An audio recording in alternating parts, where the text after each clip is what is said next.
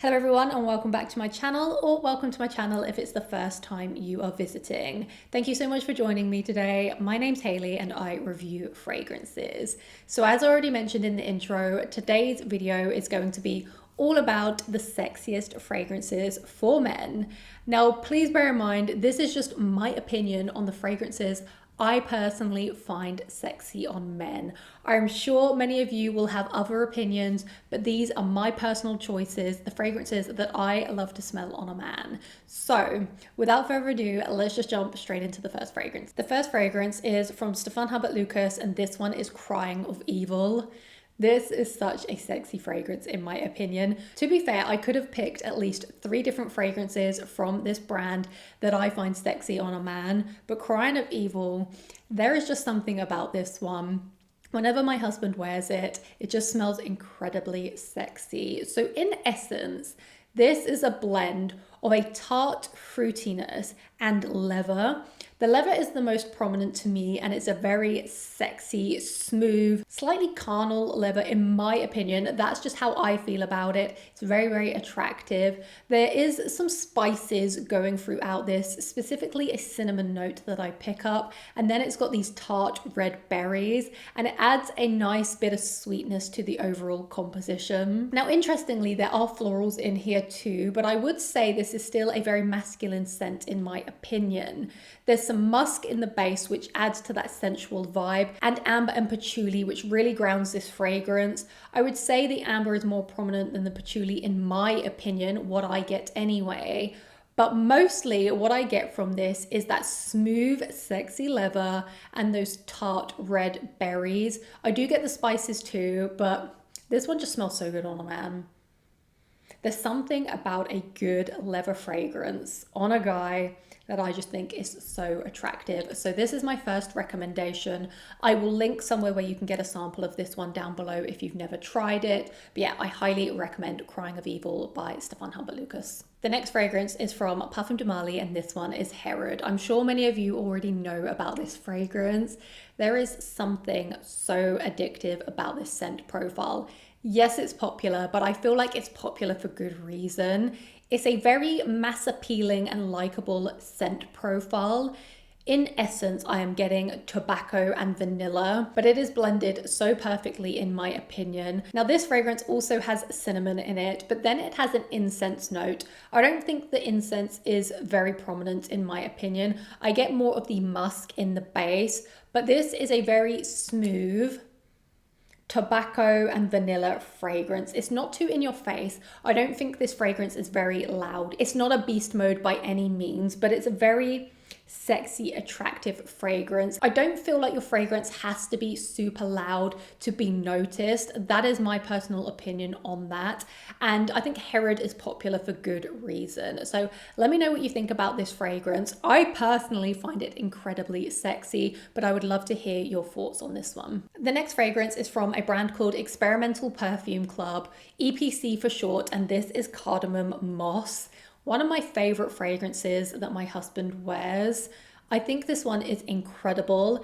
Very, very underrated. It has that kind of airy molecule vibe about it. Think Le Labo's Another 13, but this has a caramel note in it. And it's not super sweet. You don't get lots of caramel, but you get an airy sweetness. Think about the airy sweetness that you get from Baccarat Rouge. Add in some oak moss and some cardamom, and it's just an incredibly addictive fragrance. It's also really strong, so if I sprayed this upstairs, you will be able to smell it downstairs in my house. And I went through a 10 ml atomizer of this one first. And I highly, highly recommend this one as more of an everyday fresh fragrance. I feel like it's perfect year round, has an incredible scent trail. It will definitely turn heads and it's more of a sexy, attractive, fresh fragrance in my opinion. If I can find anywhere where you can get a sample of this one, again, I will link it down below. But if you are into your kind of oak moss fragrances that also has cardamom, it has a little bit of caramel, and then it has that molecule airy, sweet spun sugar vibe, then check out Cardamom Moss by EPC. Next up is Halcyon Oud by Soma. Now, this one is limited edition. There are only 100 bottles of this one, but if it is sold out before this video airs, I have a second recommendation, which is the original Halcyon, which I have here too. So Halcyon Oud is a play on the original. What makes this spectacular, in my opinion, is they use a real Cambodian oud in this concentration at 5%, I believe, which is why it's also in limited quantity. The oud is so smooth in this, and this was a total love at first sniff for me. Absolutely hooked on it. And then my husband got home and also sampled it, and this is the most impressed I've seen him with a fragrance in the longest time. Really, really special. Now you're probably thinking, Hayley, what does Halcyon smell like? Okay, this is a boozy fragrance. So you've got rum in here. You've also got vanilla and tonka bean. Then you have a tobacco note. There's some honey, there's some toffee. I think there's an orchid note too. And the easiest way for me to always describe Halcyon is it reminds me a little bit of Angel Share, but it's not as cloying as Angel Share. It's not as sweet. The spices are a little bit more subtle. I think it's better blended in my opinion. And I've loved the original Halcyon because of that fact. So if this fragrance does sell out before you see this video, then I would still highly recommend you get the original Halcyon. Such sexy fragrances in my opinion. Perfect blend of boozy, spicy, a little bit of tobacco, some vanilla, some tonka bean, and then you've got those sweet notes in here too. Very, very sexy and such underrated fragrances in my opinion. Although Halcyon Oud can't really be underrated because it's only just launched, but I highly, highly recommend this one. Now, whilst I'm talking about Soma, I might as well include another fragrance. Now, this is actually a collaboration between Soma and a fragrance reviewer called Gerino. And this fragrance is called Oblivion. I've only had it for about a week now, and I've only worn it once. But this is definitely a very, very sexy fragrance. And Gerino said he wanted to create a fragrance that almost had a mass appeal about it. So if you're someone that's into designer fragrances, just branching into niche, this one would be appropriate. So this is another fragrance that includes rum. It has honey, it has cinnamon, there's lots of vanilla in the base too. But this one is more fresh than Halcyon in my opinion. It has this kind of fresh, almost salty, aquatic feel to it. Yet at the same time, it has a gourmand, vanillic, boozy quality to it. So there is a juxtaposition between those notes. And I feel that's what makes this such a likable DNA and why it's kind of edging between being designer / niche.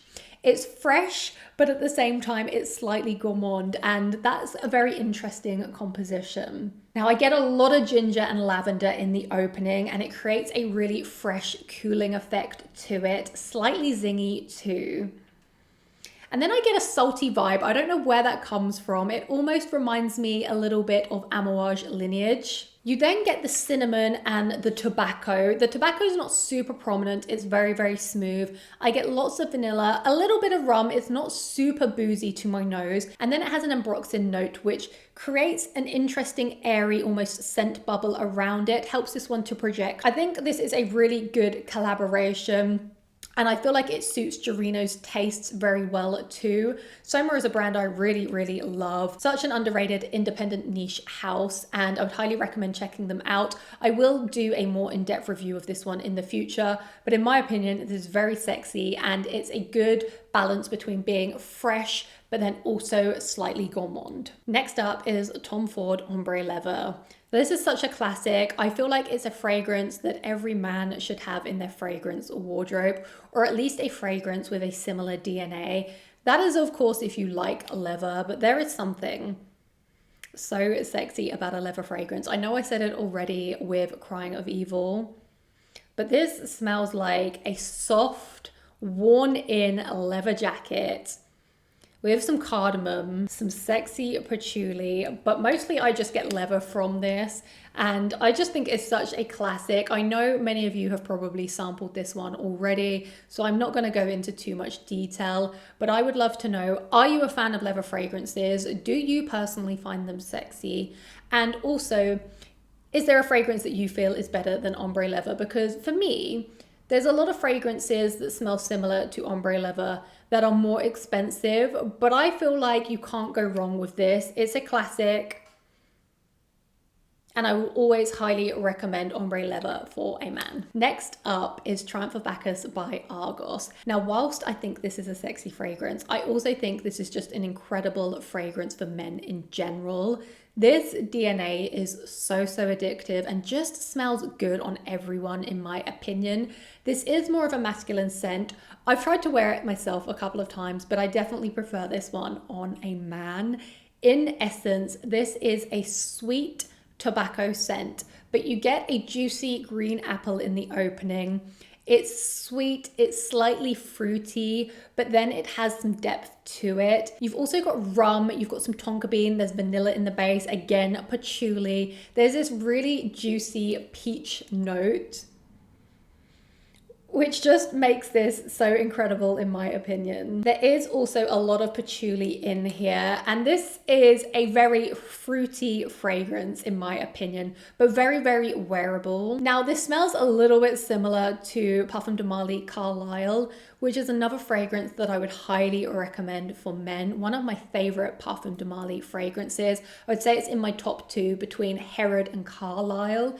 But this has a similar type of DNA. I will say this one to me is a little bit more sweet, a little bit more syrupy, and just very delicious. It's a very sexy fragrance. And again, I think this one is quite a popular fragrance for men. Please do let me know if you've tried it down in the comments below, but you can't go wrong with this. I feel like it's very attractive and it definitely will turn some heads too. So those were all of the fragrances that I wanted to showcase in today's video.